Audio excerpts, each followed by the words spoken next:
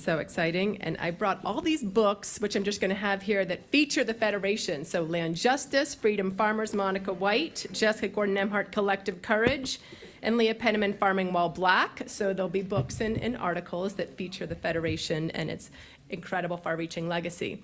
Is Dr. Gail Christopher in the room? Yes, all right. I am so honored to introduce our keynote for the day, one of two keynotes, Dr. Gail Christopher. She is an award-winning social change agent with expertise in many social determinants of health and well-being.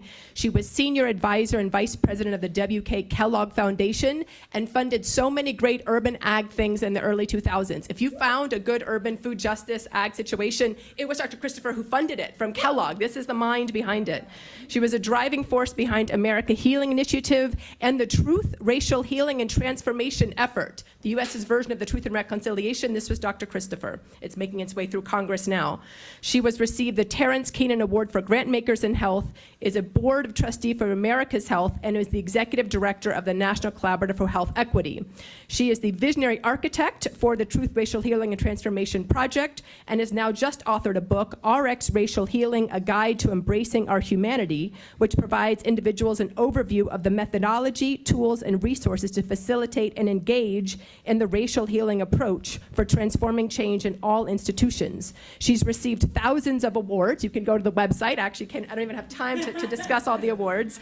And she is mother of Heather McGee, another change agent in the world, and a beloved neighbor and a beloved mentor. Thank you, Gail Christopher. We welcome you and your wisdom.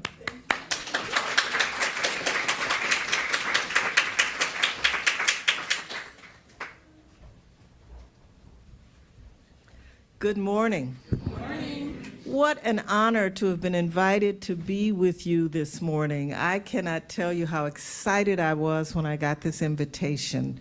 You know, there is so much work for us to do to get this nation to catch up with our ancestral understandings and relationship to the land.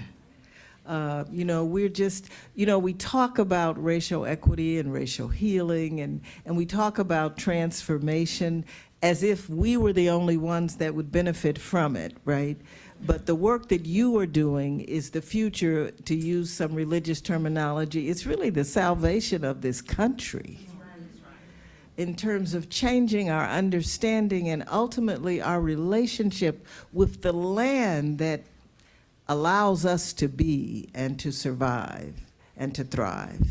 And so what I want to do this morning is be very pragmatic. I'm so excited about the policy priorities that you have, and I'm also excited about the policy agenda that this administration has put forth. But let's get real. There is an equal and opposite opposition to what we're talking about, okay?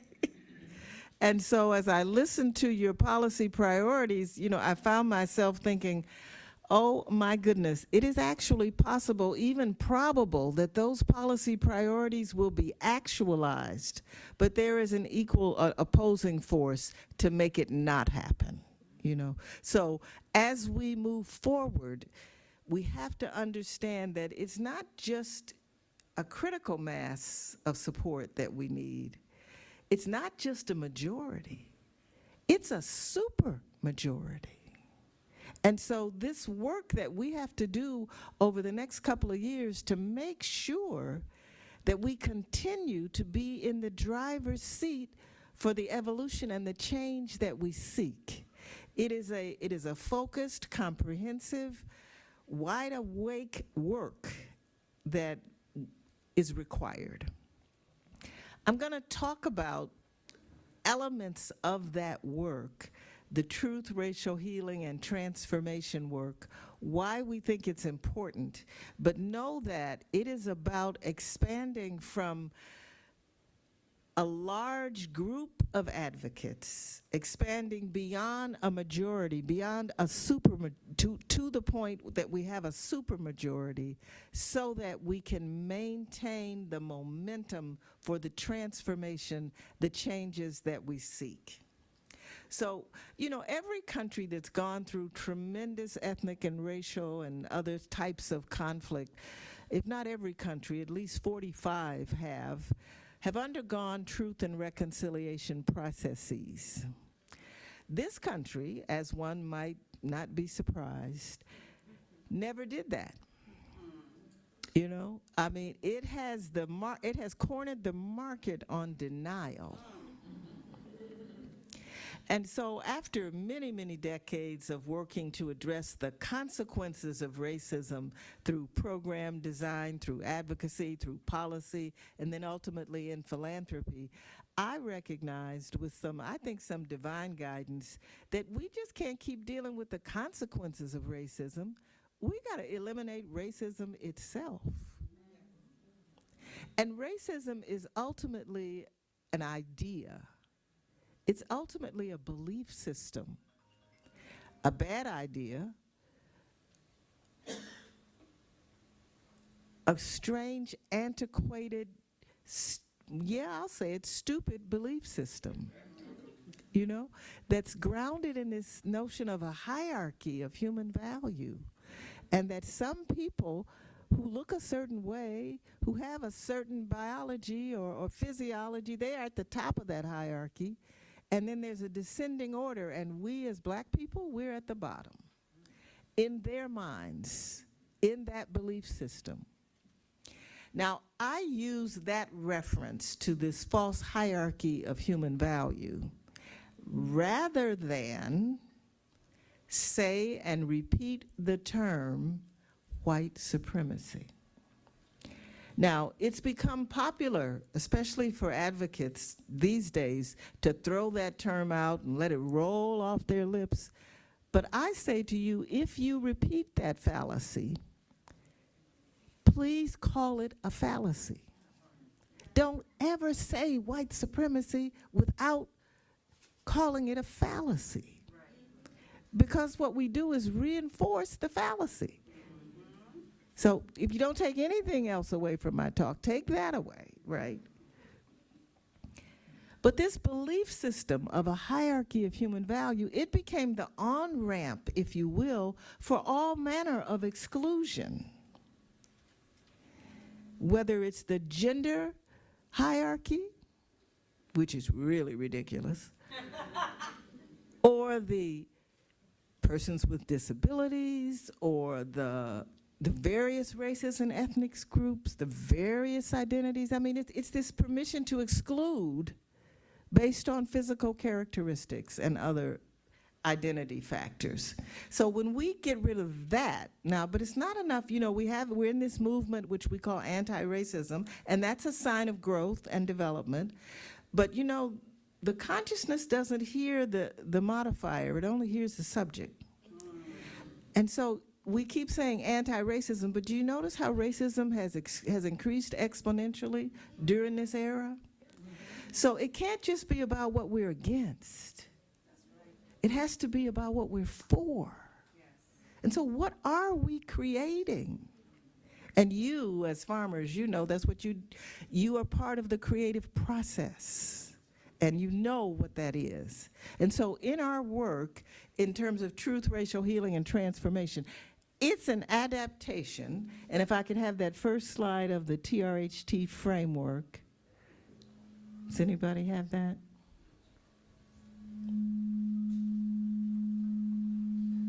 Am I doing that? Well, you know, not to stop. We don't have a lot of time. So if the slide doesn't come up, I'll just tell you about it, and we'll imagine it. Okay, the TRHT framework has 5 basic areas of focus. I call them pillars. And the first one is narrative change. What we believe is a result of the stories that we hear and the stories that we tell, right? I just finished reading Freedom Farmers by Monica White. I must have read it 3 times. It is such a wonderful demonstration of the kind of narrative that we need that tells the whole story, right? That brings into our focus all those things that are missing. You know, as we've moved along this journey of awareness of racism in our past. You know, a lot of it's been captured in the idea of trauma, right? And I say to people every day, I am so much more than my trauma. We are so much more than our trauma. Now, that's not to say there hasn't been trauma and there isn't still trauma, but that's not my definition. And the way Black people came together and formed co-ops and shifted their farming practices so that they're not really shifted from the very beginning of enslavement. We planted the foods that we needed to eat because we certainly didn't rely on the master to feed us. And so this notion of our relationship to food and nutrition and to the land and to well-being is so beautifully captured in that amazing book. And the history of our capacity to be resilient. Now, you know, they hijacked the term resilience, and so a lot of us don't use that anymore. But that's really a function of our survival. My mother was one of 14 children, grew up in Alabama, on a farm, right? And I went to visit the farm when I was 8 years old. And I can tell you that to this day, I remember that summer as being the best food I ever ate in my life. And what I ate were the peas that were picked in that garden every day and the chickens that came from that farm every day and cornbread that my grandmother made, right? And so, you know, I had never eaten food that was that fresh and that delicious because I grew up in Cleveland, but I'll never forget it. It helped me to have a lived experience and to get a different story of what a farm is and what food is, to tell you the truth, you know. But so this narrative that we have to transform that puts us in the narrative and that tells the full story of who we are, who we've been, and who we are going to become as a people. That is the first part of the truth-telling. And the truth-telling is not just about the past. The truth-telling is very much about the present and the future that we're creating. The next pillar of the TRHT framework is about what we call racial healing and relationship building. Now, I don't care what amount of pigment you have or do not have, if you have come of age in this country that was grounded in racial hierarchy, on some level, we have internalized that fallacy, consciously or unconsciously. And getting rid of that fallacy and finding ways to connect across all kinds of perceived differences, that's how we get to the supermajority that we need to maintain support for the change that we need to see. And so we have to create circles of engagement. We have to expand our circles, and we have to bring as many people into this work as possible. The hoops that this administration jumped through to try and repay the Black farmers, only to be met by litigation. The hoops that this administration jumped through to try and create loan forgiveness for students, only to be met by litigation, right?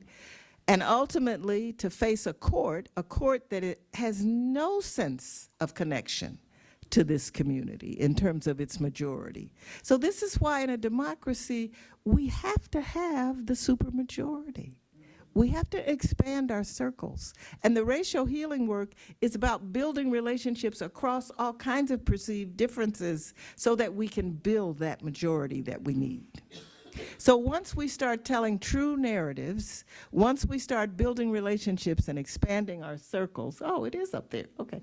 Then we ask ourselves, quite honestly, if racism is a lie, and it is, it's a fallacy, there's no truth in it, no biological truth in it, no genomic, no truth in this fallacy of a hierarchy of human value. We are all equal in our value. Then how have they maintained it for all these centuries? And then that gave us the bottom three pillars of this framework. One primary tool of maintaining racial hierarchy is separation. And you all know how many different forms that takes. Everything from the cradle to prison pipeline, to the reservations upon which Native Americans were isolated, to the redlining in our communities, and I could go to the lack of hospitals and investment in our communities. Separation takes a million different forms, but it is the main driver of the maintenance of racial hierarchy. And then through a legal system, which you're dealing with the Farm Bill, through a legal system that was designed to maintain that hierarchy so that it can produce an economy that is fueled by that hierarchy. So those are the 5 pillars of the framework. And here's the good news. I just came from a week-long gathering of almost 200 representatives from communities across this country that are implementing this framework in their communities. Now, very quickly, let me just talk about the 5-step process that it's not just a framework, it's also a process. And I know you all will relate to this. The first step is visioning. What is the new narrative, right? What are the new relationships? How do we recognize them? What are their characteristics? How does it look? How does it feel when we've overcome the legacy of enforced separation? What does a new legal system look like? And perhaps most importantly, what is the new economy? Every community that's doing this work is actually envisioning the success. That is the first step. And then the next step, they ask themselves, well, if that's where we're going, if that's our North Star, where are we now in relationship to that? Because we got to be realistic. You know, and we do the landscape analysis, use the data, do the listening sessions, do all that work. Once we have gone through those 2 steps, then we ask ourselves, well, who isn't at this table that needs to be at this table? Some people call that a power analysis. I tend to say, because so often when people do a power analysis, they kind of act like the power is outside of themselves. And that's why I call it a stakeholder analysis, because I don't want any of us to ever think we don't have power. We do. We are power, okay? So we do the stakeholder analysis. That's step number 3. And then number 4 is when we start coming up with the action steps. We come up with what are we going to do now? And then in the 5th step, how are we going to sustain the momentum? And sometimes that's a money answer. Sometimes it's turning it into law. Sometimes it's making it a huge, huge network of folks that are standing up for it. But when I finish, I'm going to show you how rapidly this work is expanding across this country. And it is time for America to do the truth, racial healing, and transformation work that this country has neglected to do for so many centuries. Could I see the next slide, please? I believe that slide talks about stressed and stressed out, right? Yes. I put this up here because I am at my heart a clinician, and I began my work seeing thousands of patients who were in fact on the opposite side of, they were stressed out, because that's what racism does. You know, racism demands that we continue to adapt and adapt and adapt and adapt, and ultimately our energy supply for that adaptation runs out. But one of the most critical pieces of mitigating the effects of racism is a whole, vibrant, nutrient-rich diet, food intake, right? And that's why this work, in addition to all that it will do for the broader country, it is our path to true healing of our physical bodies. You know, and D-Town Farms in Detroit, when I read in Monica's book that their first, I didn't know that their first grant was our grant, was from the Kellogg Foundation, that they were able to grow and expand that work. You know, I was just so pleased to know that we were able to play that role. But we need something like Detroit Farms, D-Town. We need that in every city in America. We need that in every community in America. We need quality food, and it doesn't come in a box, you know? And most of the conditions that are debilitating our economy, whether there's the epidemic of Alzheimer's disease or cardiovascular disease or metabolic syndromes and diabetes, or even inflammatory conditions and vulnerabilities to COVID, all of them are a demonstration of the demand for energy and the lack of adequate supply, which is so dependent on an optimal diet. So we have to really fight for making sure that our communities have the fresh, wholesome foods that they need that are in some way proximate to and in relationship to the ground in which they were grown or the trees on which they were grown. You know, these big trucks that travel across the country and deliver these items, we know that's not optimal nutrition. We've got to create a movement where there's real farming and real food.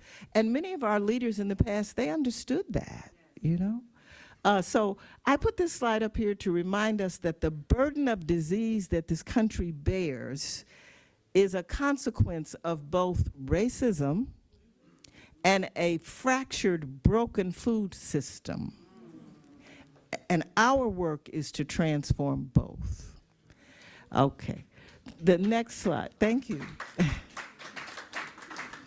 Because it's the only way we mitigate and maintain the resilience that we need to continue to thrive in the face of this upside down country we've inherited. Next slide. I believe this is our map, and I just wanted to share it with you.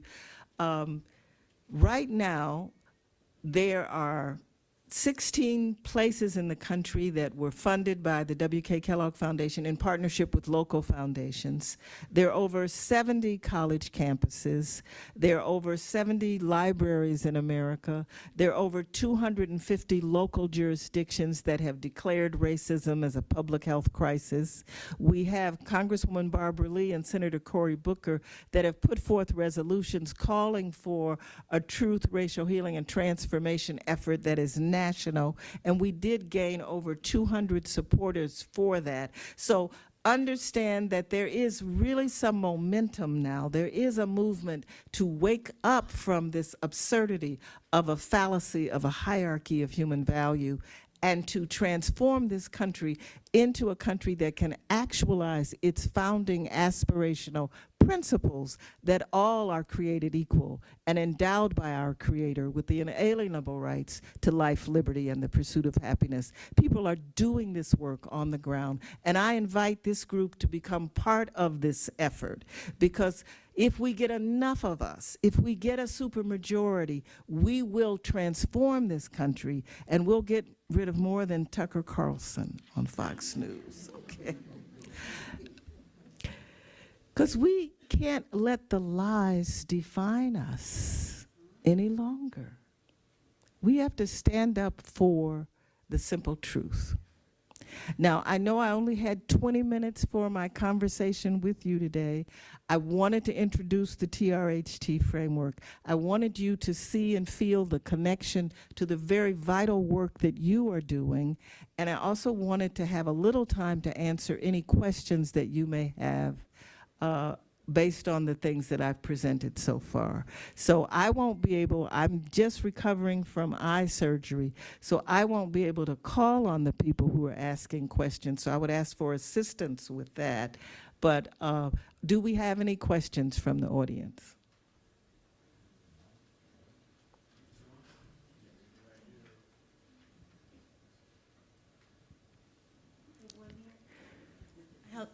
Morning. Thank Good you. morning. This is more than enough church than I needed.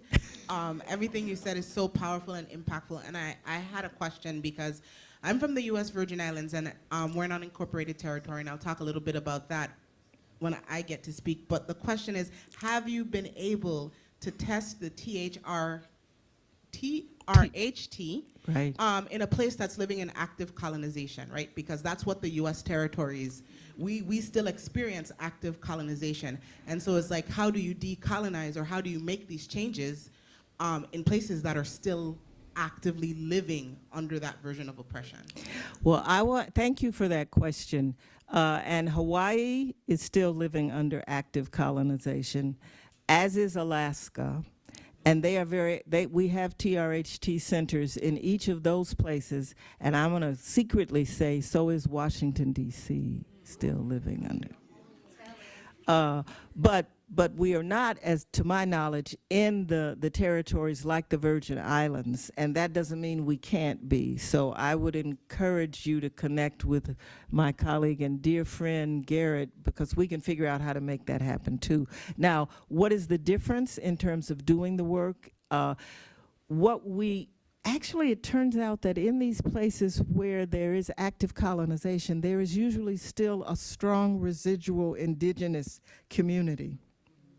And those communities bring more strength of character and vision to the work than people here in the United States, because they know that they are learning from traditions that predated the colonization, and they use that to frame the work. So we've actually found that those communities that are still living with colonization are actually bringing more energy and more momentum to the work than the work that's going on here in the States. But thank you very much for that question, and I hope to stay connected. Yes. Any other questions? Yes, I'm Bobby Wilson, and I want to respectfully disagree with power and privilege, but for us, based upon research that we've done through Cornell University, understanding the impact of equity collaboration between science institutions and community-based organization, improving science through community-led research. This is a research paper that we done, and according to our research, that there are those who have power and privilege. But what I'm saying from our research, we have to know our worth, what we are worth. I was challenged as a CNN hero for 2022 to accept Cornell's support if we would disregard our research. They would have their whole community voting for me. But I chose not to do that because I believe in the research. So there are, based upon our research, there are those who have power and privilege. But we have to know our worth, and we have to know when to stand and when to sit out. I don't see any disagreement there. I agree with you 100%. I'm sorry if something I said made you think I didn't, but I absolutely agree with what you're saying. That's all right. But, but I just don't want us to ever abdicate our own power as well. Any Good other afternoon. questions or comments? Okay. Good morning. Good morning. My name is Dale Brown. I'm coming from the U.S. Virgin Islands. Yes. There's a delegation of us here. But I am so pleased to hear what you're saying, because it actually embodies some of the things that we've been going through. The difference is living in a colony or incorporated territory is that we are up against individuals that look like me.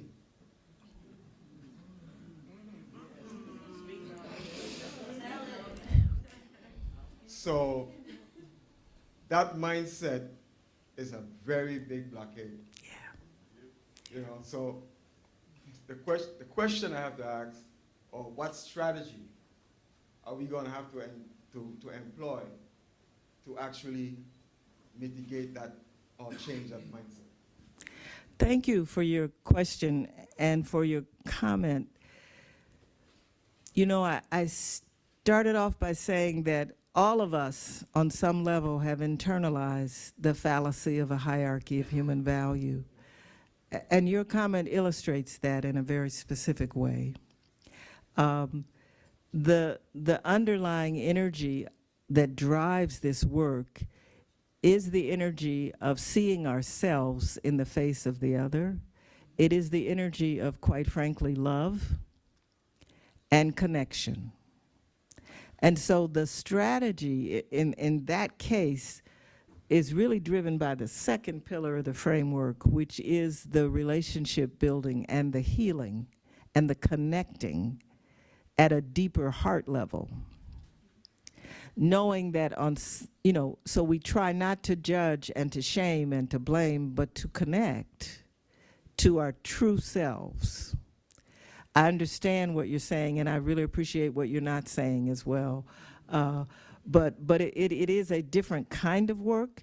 And that idea of the oppressor taking on many different shapes and forms, some of which are our own people, it is not limited to the territories.